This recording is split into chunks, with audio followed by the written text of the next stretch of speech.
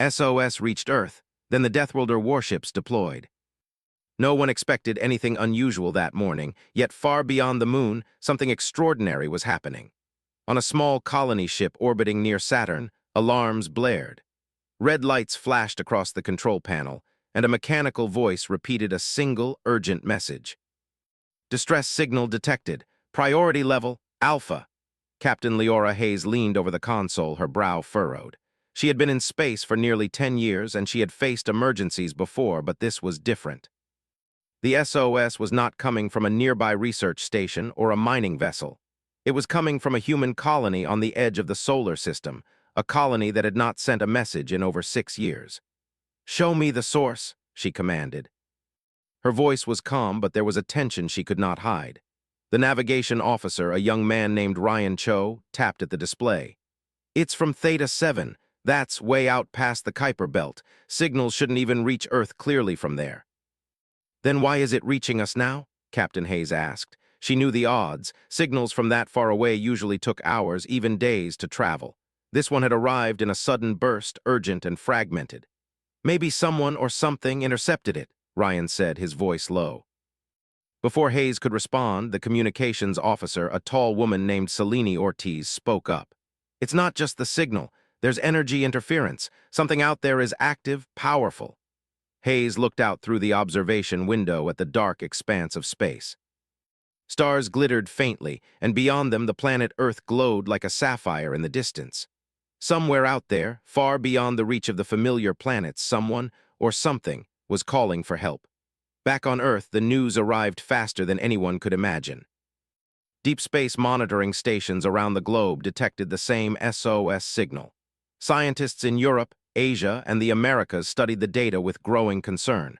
The message was fragmented, filled with static, but a single word came through clearly: attack. The United Nations Space Command convened an emergency meeting. Flags from every nation hung in the massive conference hall, but no one spoke of politics.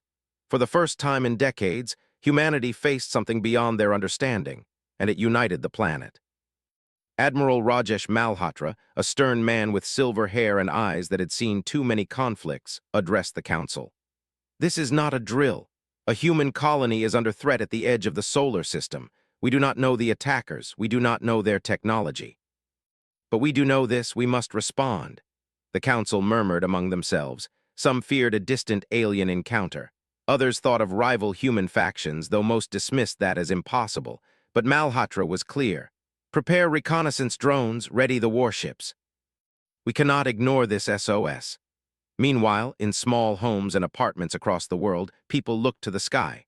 Ordinary citizens had little understanding of the cosmic threat, but strange auroras appeared in the atmosphere, flickering red and green above cities. Scientists rushed to explain them as energy waves from deep space, but no explanation could calm the growing unease. On the Theta 7 colony itself, the scene was chaotic. Smoke curled from damaged buildings, and fires burned where energy weapons had struck. People ran through the streets, shouting to each other, trying to gather the wounded. The attackers were fast, relentless, and unlike anything the colonists had seen before. Commander Ethan Riker, the colony's leader, tried to maintain order. "Form defensive lines. Protect the civilians," he shouted over the chaos, waving his arms to direct the teams. But the colony's security forces were no match for the attackers' speed and strength. A young engineer, Mia Kwan, dragged a broken communications unit across the street. "We have to send a signal," she yelled. "If Earth doesn't know, no one will help us." Riker nodded, determination hardening his features. "Do it. Every second counts." Mia worked frantically, repairing circuits and rerouting power. Sparks flew from the device, and finally, a signal burst into the void. It was weak, fragmented, but it carried a single message: SOS. Attack. Theta 7. As the signal traveled through space, Captain Hayes' ship intercepted it. The crew felt a chill run down their spines. This was not a normal emergency. The energy signatures around the colony suggested something far beyond human weapons. Whatever attacked Theta 7 had technology humanity had never faced. "Sir," Ryan said, pointing at the display, "there's something else. I don't think it's just the attackers. There's a presence, large, massive ships moving toward the colony, and they're faster than anything we've seen." Hayes' eyes narrowed. "Prepare for contact, alert Earth."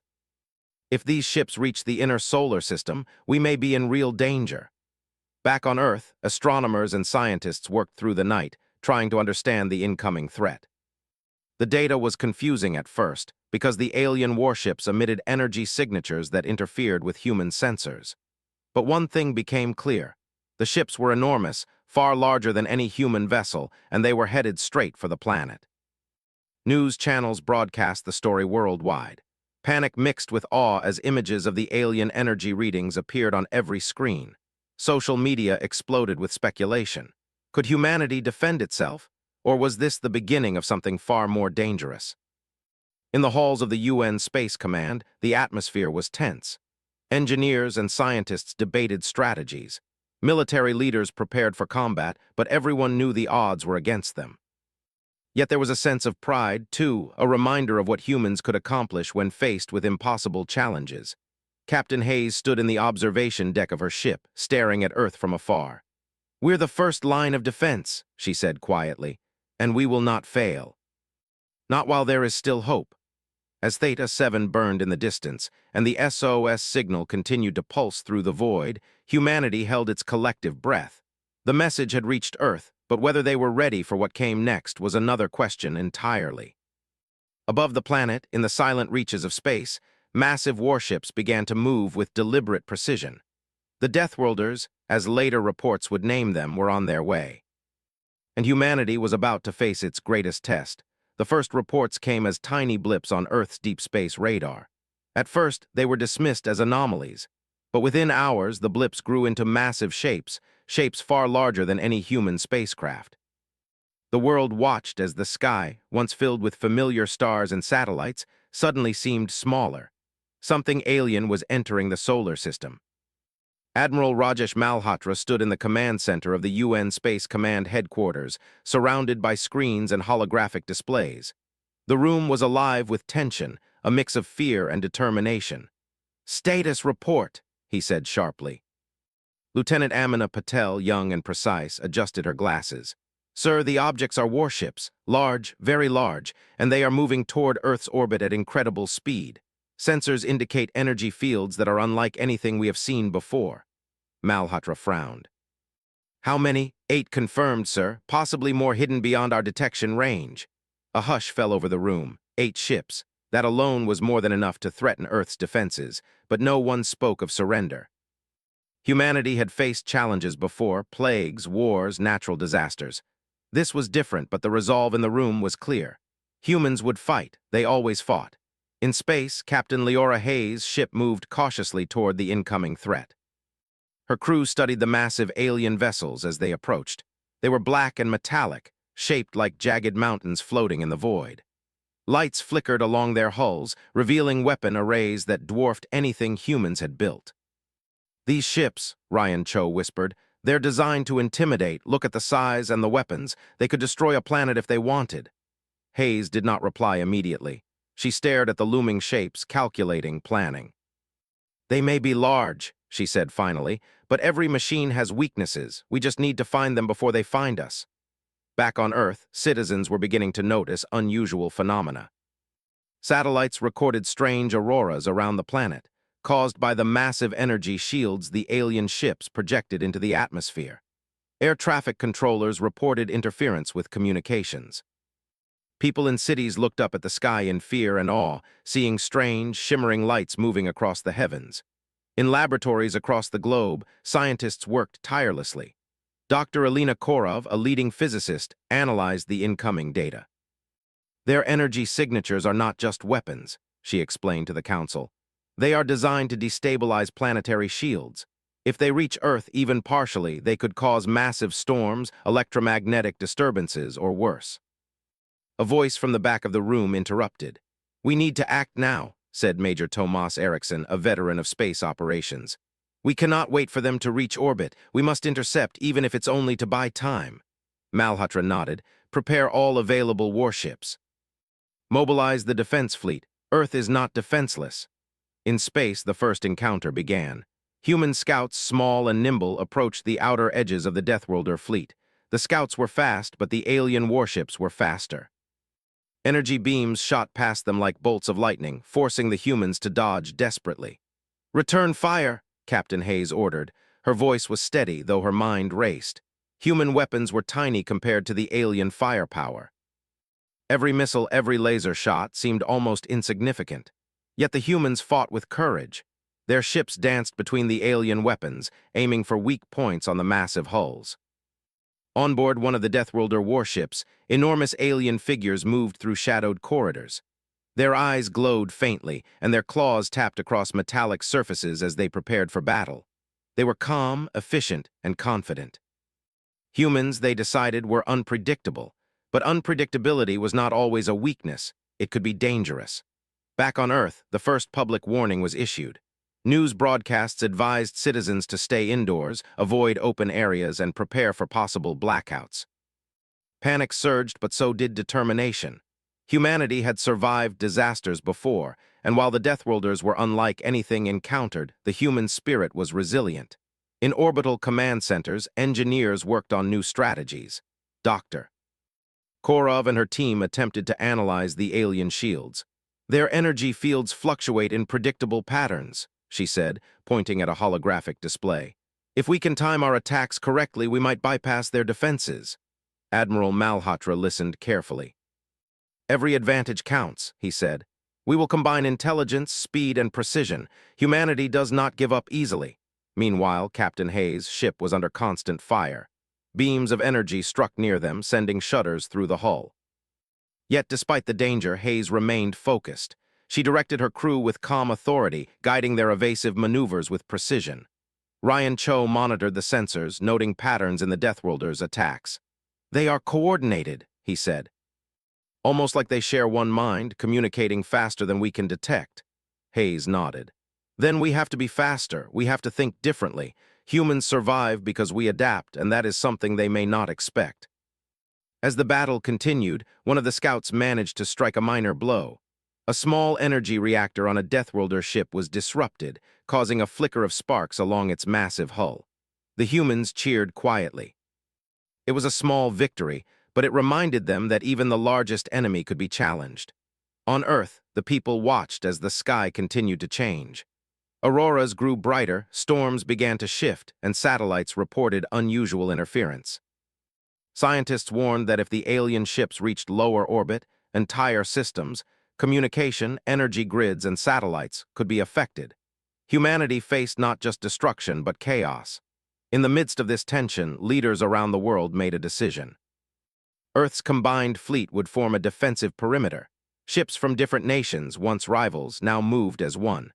Pilots trained for years now found themselves united in a single goal: protect their planet and their species. As the Deathworlder warships approached Earth's orbit, the first official communication from the aliens arrived. It was not words, at least not human words. It was a frequency, a pulse of energy that resonated through satellites and communication networks. Attempts to translate it failed, but the meaning was clear: domination, warning, and power. Captain Hayes watched the signal display with a mixture of concern and curiosity. "They want us to know they are strong," she said, "but they don't know humans very well. They underestimate us, and that will be their mistake." Back on Earth, Admiral Malhotra made a final decision for the first engagement.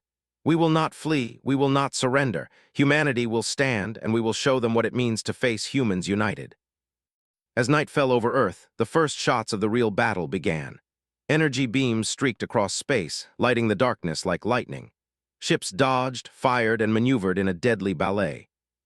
Humans fought with courage, creativity, and unyielding determination, even as the Deathworlders revealed just how formidable they were.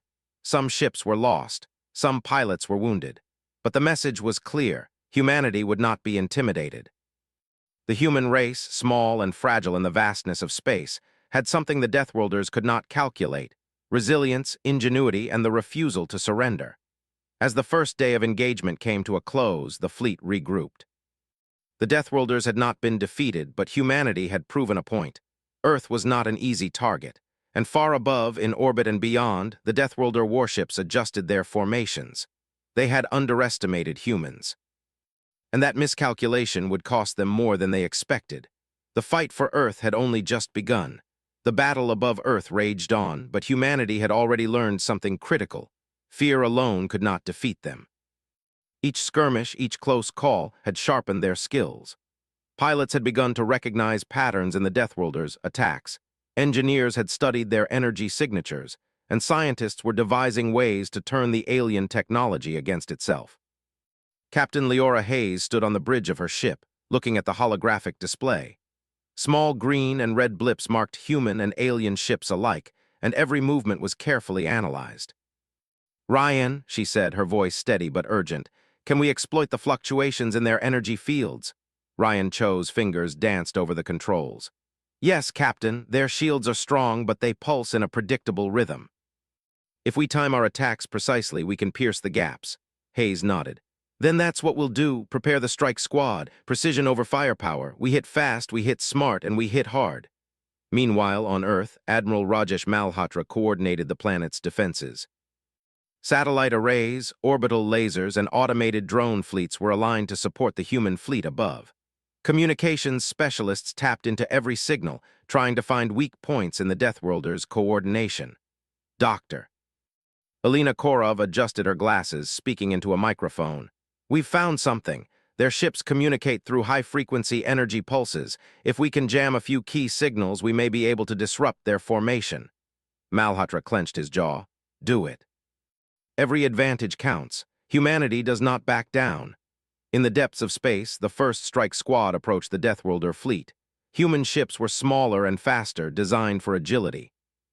Pilots maneuvered like dancers, weaving through beams of energy and debris left from earlier skirmishes. "Stay sharp," Hayes called. "Remember, the moment we hesitate, they will crush us."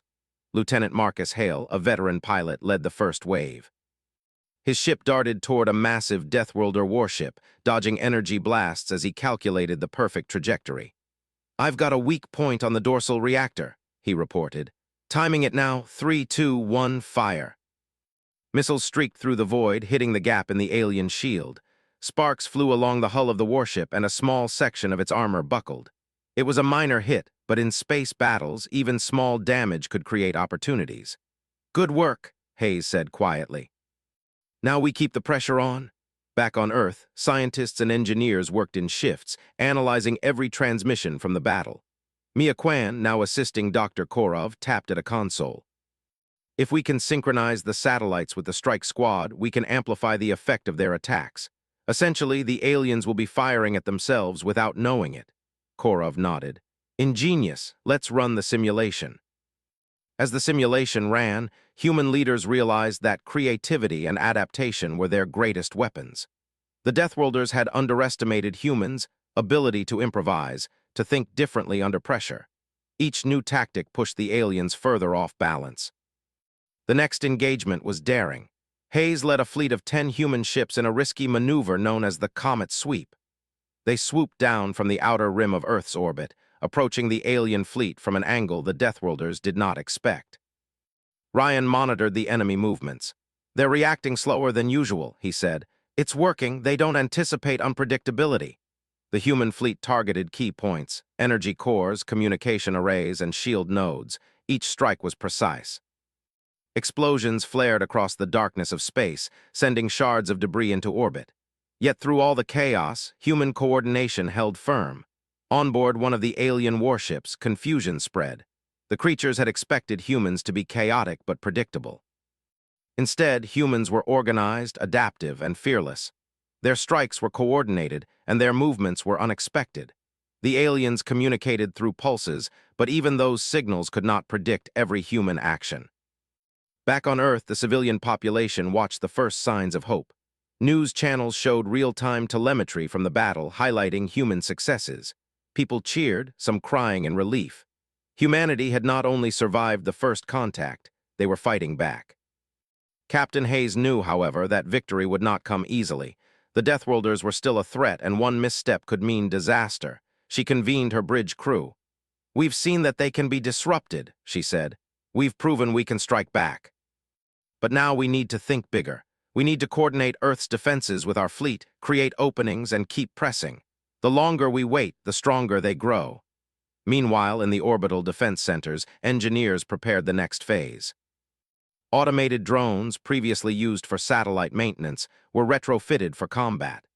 Laser arrays, originally designed to study space debris, were adapted to target the alien ships. Every resource became a weapon, and every citizen played a part in the defense effort. Mia Quan worked tirelessly, overseeing the programming of drones. "We've trained them to follow patterns that mimic human unpredictability," she explained. "The Deathworlders won't be able to anticipate our moves. Every strike counts." As the new wave of attacks began, the Deathworlders realized their advantage was slipping. Their massive ships, though powerful, were slower and less adaptable than the smaller human vessels. Their energy weapons, devastating when fired with precision, were ineffective against constantly shifting targets. In space, a daring pilot named Captain Alina Vargas took a small human ship through a narrow gap between two alien warships.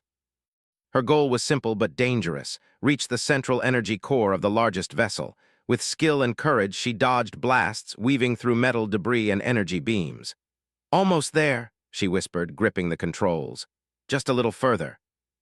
With a precise strike, she deployed an EMP device that disrupted the ship's energy field. Sparks and flares erupted, and for a moment the massive warship faltered. Human ships seized the opportunity, targeting its weakened points.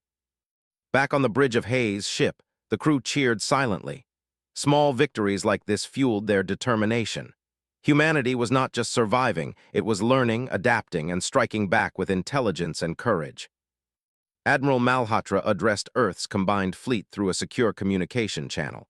"Today, humanity has shown what we are capable of. We face an enemy unlike any before, but we also have something they cannot match: our spirit, our ingenuity, and our unity. Keep fighting. Keep adapting. We will protect our planet." Even as the day ended, the battle continued. Ships maneuvered in and out of the shadows of orbiting satellites, dodging beams and returning fire. Every strike, every tactic, every human decision mattered. On Theta 7, those who had survived the initial attack watched the news from Earth. They saw humans fighting back, overcoming odds that seemed impossible. A sense of hope spread among the survivors. Humanity was not just a species, it was a force that could rise against impossible threats. Captain Hayes knew the war was far from over. The Deathworlders were powerful, relentless, and intelligent. But humanity had proven something vital. Even against overwhelming odds, courage, creativity, and unity could turn the tide.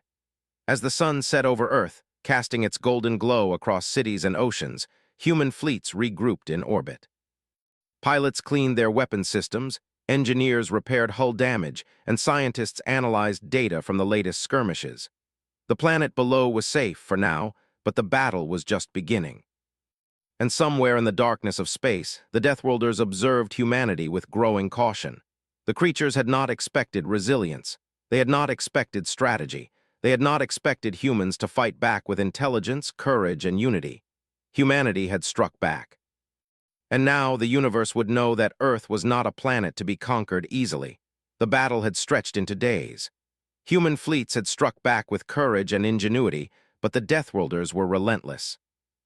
Their massive ships circled Earth, probing defenses and testing humanity's limits. Every engagement brought new challenges, but it also revealed something vital. Humans were learning faster than the enemy expected.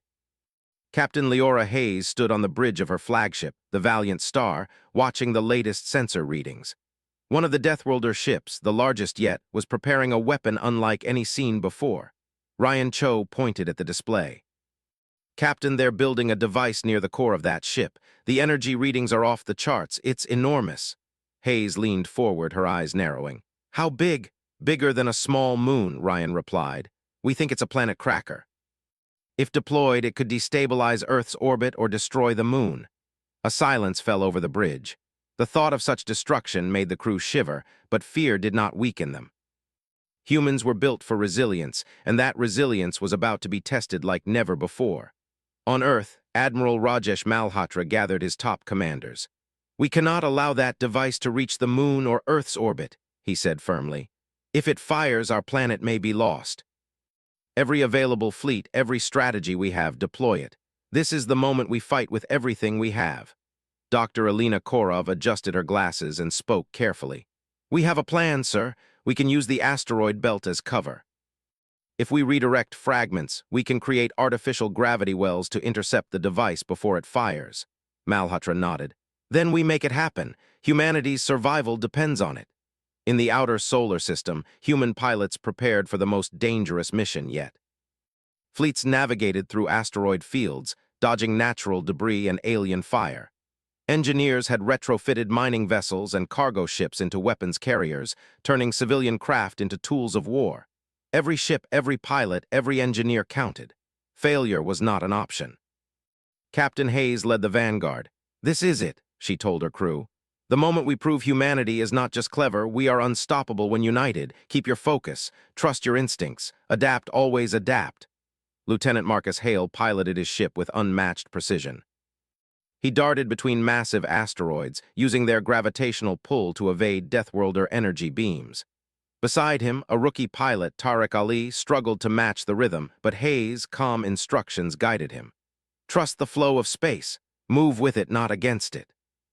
Ryan Cho calculated the timing for their attack. "We need to hit the energy core in 3 waves. Any delay and the device will fire. Timing is everything." Mia Kwan monitored the satellites and drones supporting the mission. "We've aligned everything," she said. "Drones will create temporary shields, lasers will target secondary nodes, and our ships will strike the core simultaneously. It's the only chance we have." As the fleet approached the Deathworlder vessel, chaos erupted. Energy beams lit the darkness, and explosions threw fragments of metal across the void. Human ships weaved between debris, using agility to survive the onslaught. Every strike and counterstrike demanded split-second decisions. Captain Hayes watched the largest ship carefully. Its defenses were strong, but human ingenuity had found a gap. "Prepare the first wave," she commanded. "Hit the core. Timing is critical." Lieutenant Hale led the attack, targeting the main energy conduit. His ship dodged beams and debris, weaving through a storm of destruction. "Steady, steady, now!" He fired the first salvo, striking the core precisely at the weak point. Sparks and energy flares erupted, and a section of the ship shuddered violently. "Good," Hayes said. "Second wave, now." Tariq Ali, gaining confidence, piloted the second wave. He aimed for the secondary shield generators. His missiles struck true, causing temporary blackouts in the ship's defenses. Human drones flew in, laser beams cutting across the hull, further disrupting the alien vessel. The final wave, led by Hayes herself, approached the core. Her ship glided through gaps in the alien fire, dodging last-minute energy bursts. She deployed an EMP device directly on the core, causing the massive weapon to flicker and overload. Inside the Deathworlder ship, alarms blared. The creatures controlling the vessel moved frantically, adjusting energy pulses and attempting repairs. But the human attacks were precise and relentless. The massive device shuddered, sparks flying along its frame, until finally it shut down.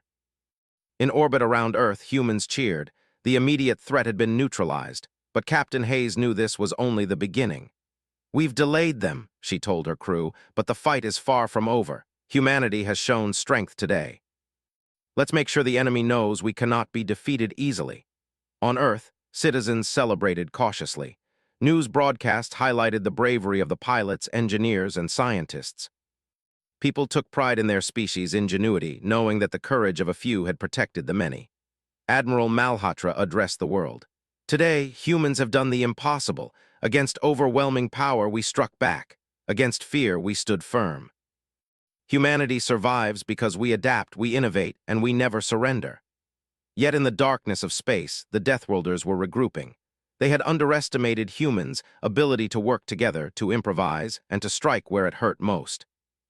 Their massive warships moved cautiously, scanning the orbit around Earth. They knew the humans were clever, unpredictable, and courageous. Captain Hayes and her crew took a moment to rest, but the vigilance never wavered. Every mission, every engagement, every calculation mattered. Humanity had won a critical battle, but the war was far from over. Ryan Cho spoke quietly to Hayes. "They'll come back stronger. They always do." "I know," Hayes replied, staring at the distant planet below. "But so do we. Humans never give up. And the longer we fight, the more they will learn and the more mistakes they will make." Meanwhile, on Theta 7, the survivors watched the news. For the first time in weeks, they felt hope. Humanity had shown that even against enormous odds, courage, creativity, and unity could overcome seemingly impossible challenges. Back on the bridge of the Valiant Star, Hayes reviewed the mission logs. Every strike, every maneuver, every adaptation had been precise. Humans had turned their weaknesses into strengths and transformed fear into determination. Dr. Korov and Mia Kwan worked alongside engineers to analyze the alien technology captured during the attack. "This is just the beginning," Korov said. "We've learned their weaknesses. We can build better defenses. We can develop new strategies. The next battle will be more in our favor." Admiral Malhotra communicated with Hayes. "You've delayed their weapon, but we need to be ready. Humanity has shown courage today. Let's ensure they never forget it." As night fell over Earth, the planet seemed quiet from the surface, but above, the war continued. Fleets maneuvered, defenses were strengthened, and humanity prepared for the next phase. The turning point had come. Humans had struck back with intelligence, courage, and unity. They had delayed a weapon capable of immense destruction and proved that even in the darkest moments, hope and ingenuity could prevail. And in the cold depths of space, the Deathworlders observed humanity with caution. They had underestimated humans' ability to adapt and fight back. The creatures had learned a vital lesson. Earth was not a target to be conquered easily. Humanity had survived the turning point, but the war was not yet won. The solar system was tense. The Deathworlders had regrouped after the failed weapon attack, and their massive warships now hovered at the edge of Earth's orbit. Their movements were calculated, slow, but ominous, as if they were waiting for the perfect moment to strike again. Humanity knew the next encounter could determine the fate of the planet. Captain Leora Hayes stood on the bridge of the Valiant Star, her eyes scanning the view screens. Reports from reconnaissance drones and satellites filled the display, showing the alien ships in formation. "Ryan," she said, "what are we looking at?" Ryan Cho adjusted the controls. "They're organized but cautious. They know we disrupted their previous plans. They're holding back, watching for weaknesses." Hayes nodded.